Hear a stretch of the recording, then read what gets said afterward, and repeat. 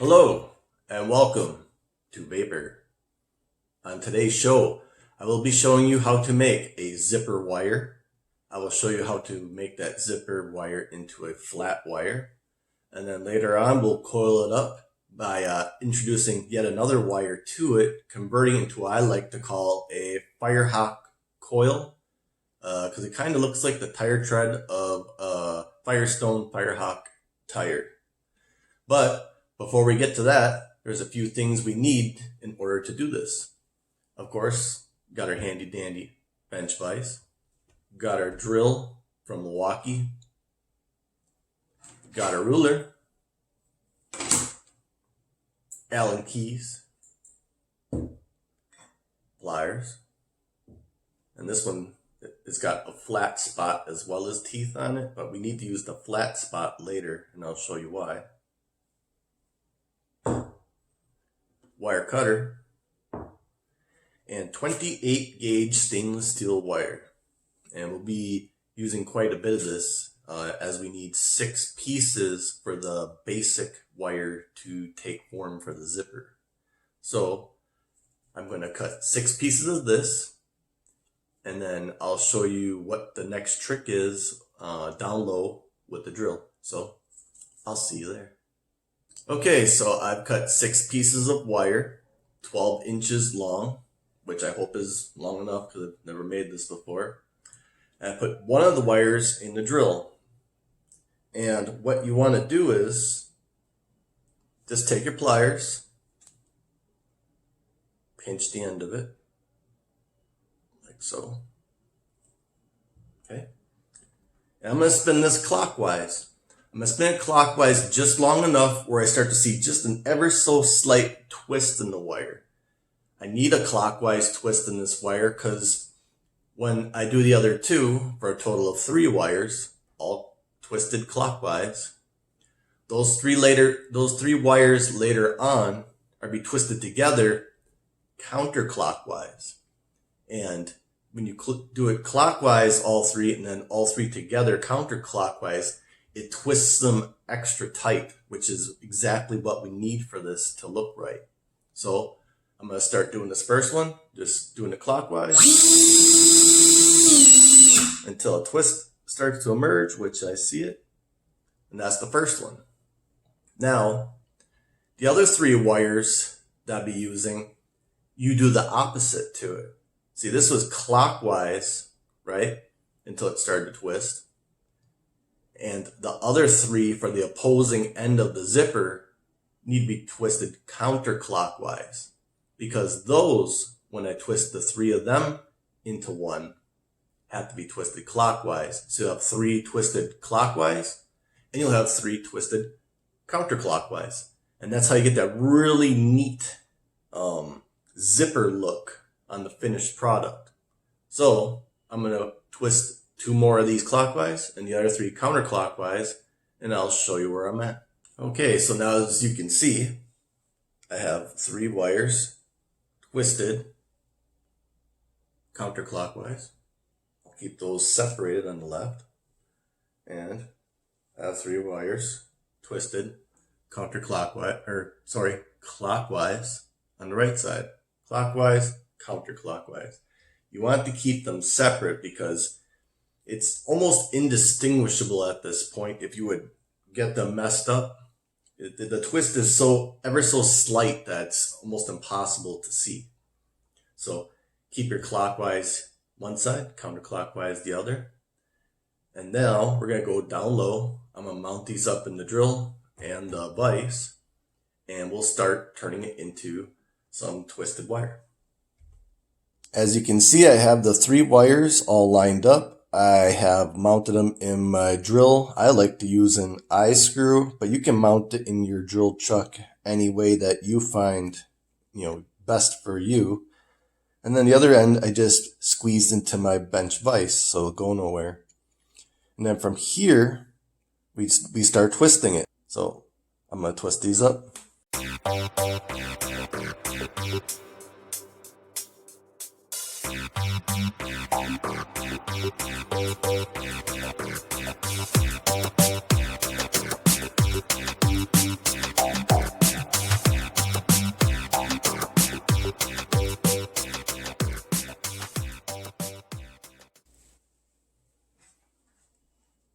Yep, and it did snap. So what I'm going to do is I'm going to remount it and twist it some more. I'll be right back. Okay, as you can see here, I've remounted it into my drill for the second round of twisting to take it beyond the limit. So I'm going to start going again, and this should be the final amount of twisting required to get to the tightness needed. So let's twist it some more.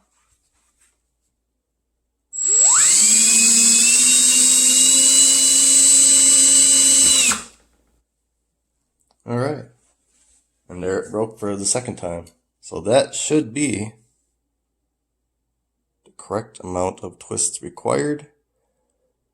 I will drop down lower still with the macro cam after I finish twisting the other set of 3 wires so we can compare the two. Okay, so when we take it extra down low with the macro vision, you can see how they kind of zipper together with the opposing twists that were put on it. That looks really cool. Really cool. Sorry about the lighting, doing the best I can. But yeah, they match up almost perfectly because of the amount of twist put on it. Better look at it. So, if you were to take these 2 wires, like they look right there, and wind that into a coil, you would have what is called a zippered coil. What I'm going to show you next isn't how to wind a zipper coil, because I mean, it's winding a coil by now should be pretty self-explanatory. You just keep those next to each other as tight as possible when you wind it. But I'm going to show you how to make these into flat wire, and that's what I'm going to do next. Okay, to make the wire flat, you take your pliers, and you see how there's teeth here? Do not use the teeth, use the flat part in here. And what you'll do is this wire right now is set to be turned clockwise. You put the flat part on the wire and give her a squeeze, right? And then you just start to drill and slowly bring it to the end.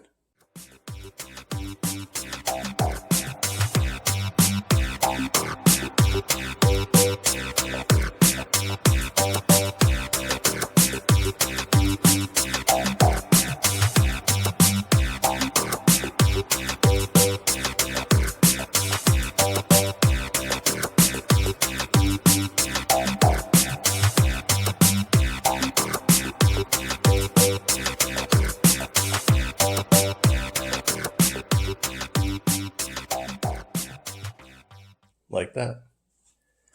I'm going to take a look at it and see if it flattened it enough. If it didn't, you might have to go over it twice or 3 times to get the look you're going for. And I'll be right back. Now after you've flattened your wires, as you can see, they look a little bit different.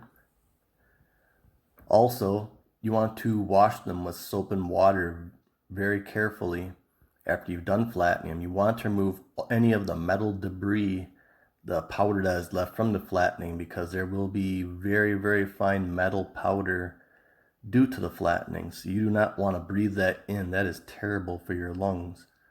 But if you were to wind these 2 together right now in the pattern that they're in, it would be a flat zipper wire. So it looks a little bit different than the round zipper wire. A little more shiny, in my opinion. So if you wound these together in next to each other as such, you would have a flat zipper wire coil. But that's not what I'm making today. I'm going to make the Firehawk, which is simply spacing it with a wire in the middle so it looks like a tire tread. I don't know what size wire I'm going to use yet. I'm going to see which one comes pretty close to matching with these so it looks good. But I will show you in the winding next what it looks like. Then you take your Allen key, put it on the vise like so, and you take your pliers and you pinch it and start winding around the Allen key.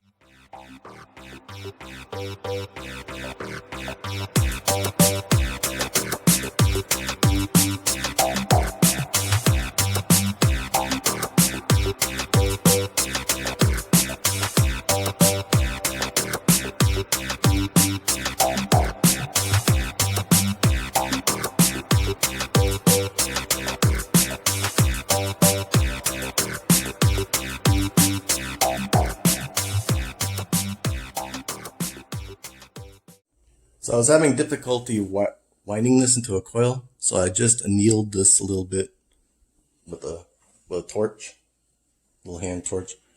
Just heating up the wire a little bit. Just trying to get some of that springiness out of it.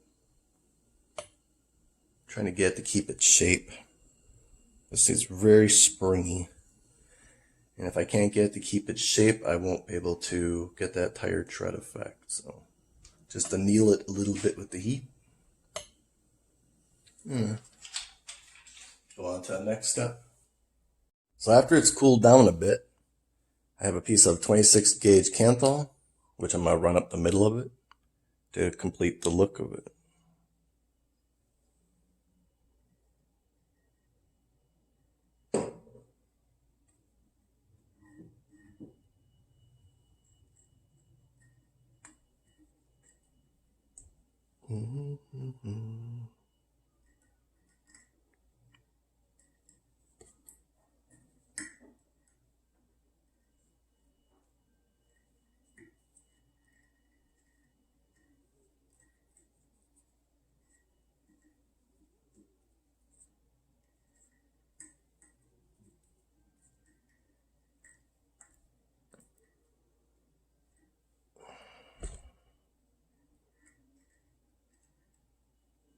Like so.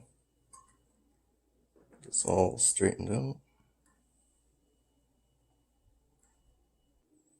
And that's how it's supposed to look. I'm going to try and get that mounted in a deck to see if I can still make it turn out, but I'm going to say this first attempt at this is not successful, but looks alright.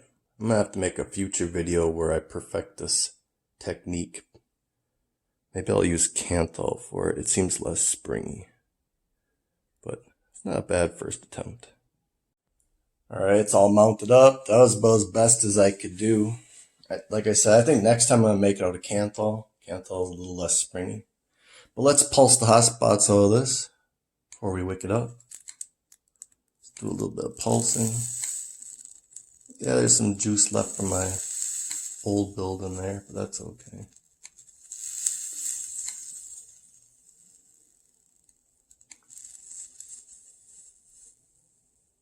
Pulses very nice. Very nice. Didn't have to do any strumming. Alright, let's add some cotton and see how she do. Back up top. Alright, we're back up on top, and I got it set at triple nickel. Resistance on the coil is reading 0.29, close to 0.3 ohms. Taking the first pull off this, see how she do. Let's go.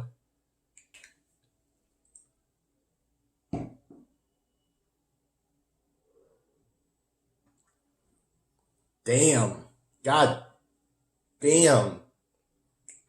That's a hell of a cloud, and wow. Wow, the flavor. It's got a lot of flavor. A lot of flavor. Big time flavor. Let me try again.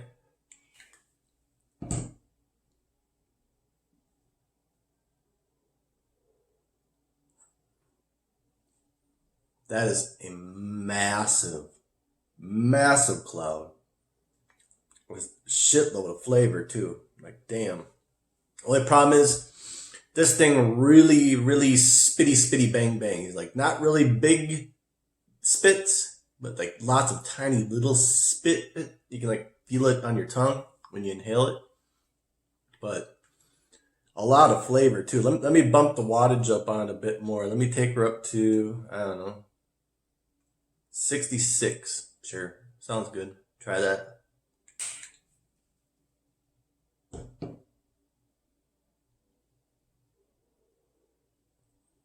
Clouds for days. Shit. That's insane. that Firehawk coil, if I ever get that thing mastered, imagine the potential, what this can do. That is insane. This is like by far the cloudiest, most juiciest, flavorful coil I have built so far. So I know this is only attempt number 1 to try and do this. I've never done it before. I've learned a few tricks while I was doing the video and come to some conclusions as how I can do it better. So I will. So consider this video number 1 for this project. I very much intend to follow up with this with a much better technique, hopefully, a much better result, also hopefully, knock on wood. If you like the video, please think about subscribing. If you do, hit that notification bell, and I'll join you next time on other misadventures in wiring. You know what to do. Later, vapors.